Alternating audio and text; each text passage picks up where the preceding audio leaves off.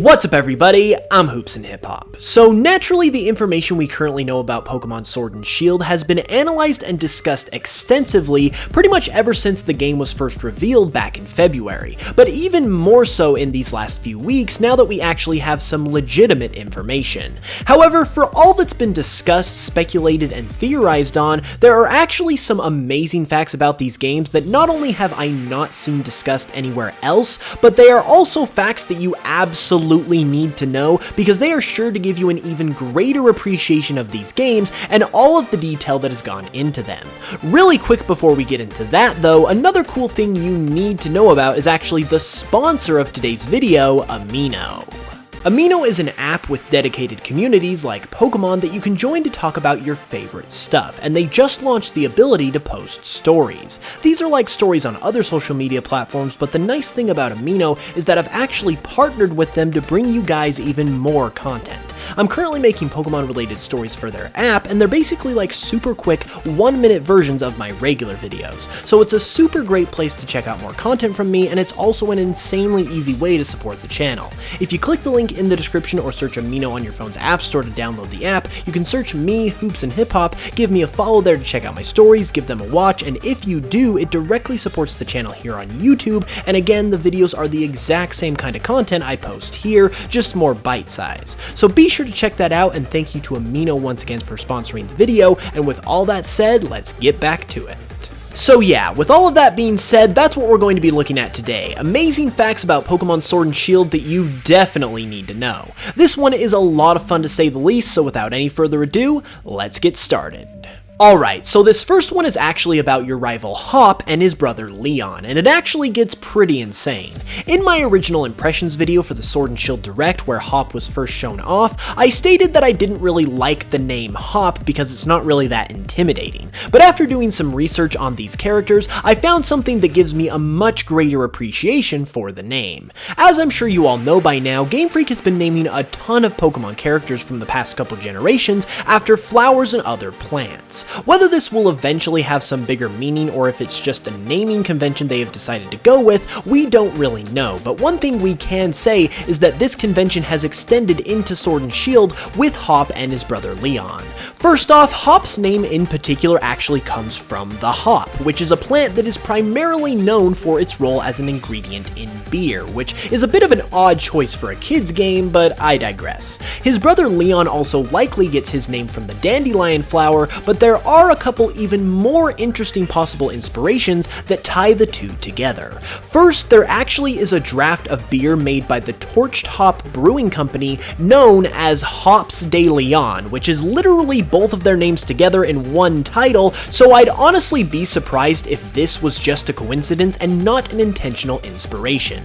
But it goes even deeper than that if you can believe it, as there is also a type of shield that exists that is known as the Hoplon, which again is only one single letter E away from being both of their names just smashed together. And given that it's the name of a shield, it definitely seems like this was intentional on the part of Game Freak, and I would genuinely be surprised if it wasn't.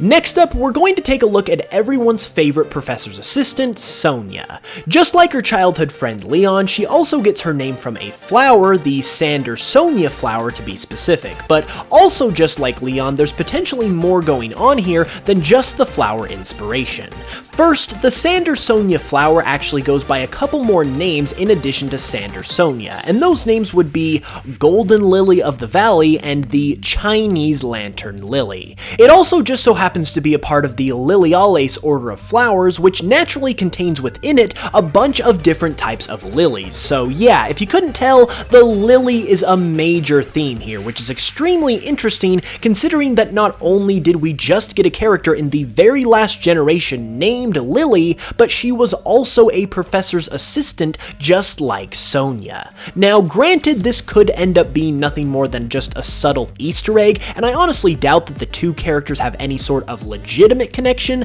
but even just as an Easter egg, it's a pretty fascinating one if I do say so myself. Okay, so if you haven't noticed a theme going on here yet, you probably will with this next one, because now we're going to be looking at Sonia's grandmother, Professor Magnolia. Now, as I'm sure you've probably already surmised, Magnolia's name is based on the magnolia flower, which is both surprising and not surprising at the same time, since professors are typically named after trees, which is pretty close to a flower, but it's also not a tree at the same time, which is a bit surprising since we're so used to that for the professor's name.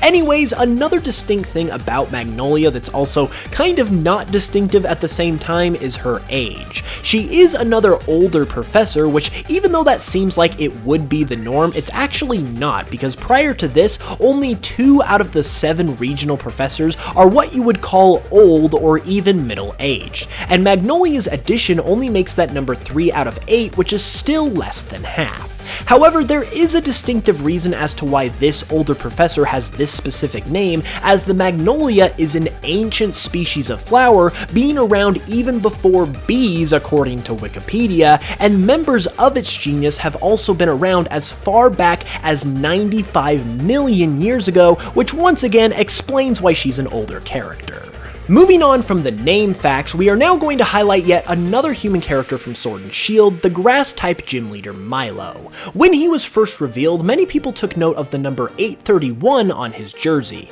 Some people suggested that this could be the Pokédex number of his signature Pokemon Eldegoss, and others including myself suggested that this could actually be the date for the next big batch of Pokemon news, since 831 equates to August 31st, and the number on the player character's jersey has equated to the dates for the last 2 info drops in the last 2 trailers. And while I'm still willing to believe that either of those could still be true, there is actually another more concrete reason for the number on his jersey. In the Japanese language, there is a type of wordplay known as gorowase, probably didn't pronounce that right, but I apologize in advance, that essentially replaces specific pronunciations with numbers, allowing you to combine certain numbers to translate into different words and meanings. Under the rules of this wordplay, the number 831 can actually be read as the Japanese word yasai, which means vegetables, which clearly connects to the grass typing of his gym and gives us at least one concrete explanation for this somewhat mysterious number.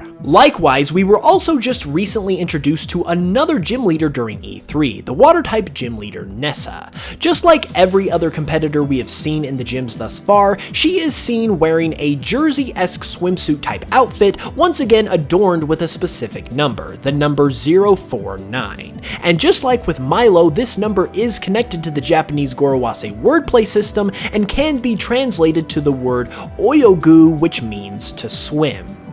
During the E3 media coverage, in addition to what was presented at the show, the director and producer of the game, Shigeru Omori and Junichi Masuda, also gave several interviews with a number of publications, including Pokemon.com. On the website, Omori stated that the theme of these games is the idea of being the greatest or the strongest, and he also stated via Kotaku that the game has a lot of growing for the human characters just the same way that Pokemon grow as well. It was also reasserted throughout the interview several times that this idea of being the strongest and greatest is very important to the games, which is not only very exciting given the potential it has, but also very likely means that this will play a heavy role in the story, just as X and Y's theme of beauty played a heavy role into the motives of the main antagonists, Team Flare. And with this very likely playing a large role in the story, it will also very likely play a large role into the whole Hop-Leon dynamic, given the context of that relationship, which would also be incredible, but as that is kind of entering into speculation as opposed to fact territory,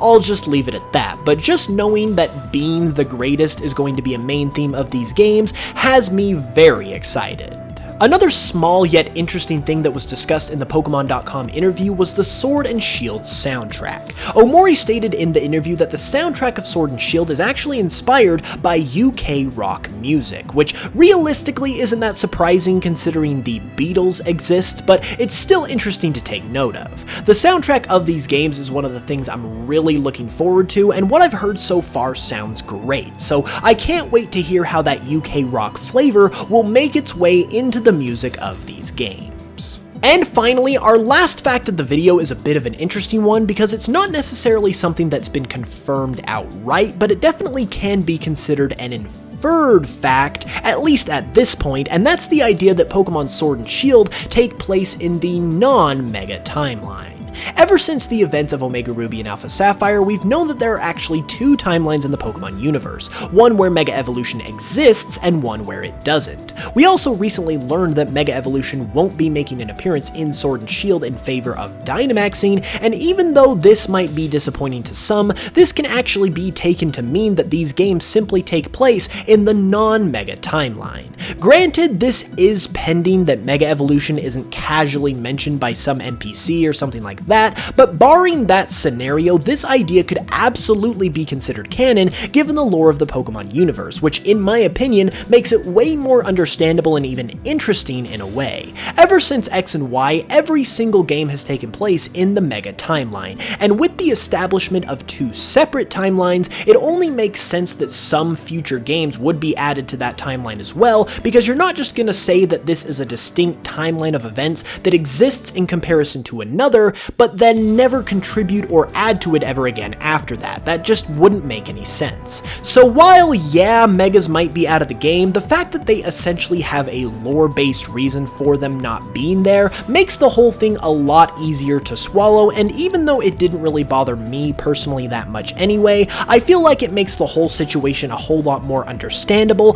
that it can at least be explained by in-universe lore. And there we have it, everyone. Now, I don't know about you guys, but I really appreciate these kinds of details and facts that give a true sense of depth to the characters and the game as a whole. It shows you that Game Freak doesn't just put things in place just to put them there, they really think through their character designs and put a lot of thought and effort into them, and not only do I really appreciate that, but the depth to which these characters are designed with at times is just truly fascinating to me. If you guys enjoyed the video though, be sure to leave a like and subscribe if you're new for new Pokemon videos literally all the time, including more coverage of Pokemon Sword and Shield. I also want to say thank you again to Amino for sponsoring the video. Definitely make sure you check out my stories over there by downloading the app with the links in the description and the pinned comment, or just by searching for it on your app store. With all that being said though, I'll be back on Thursday with another video, so be sure to come on back for that and hit the notification bell if you haven't.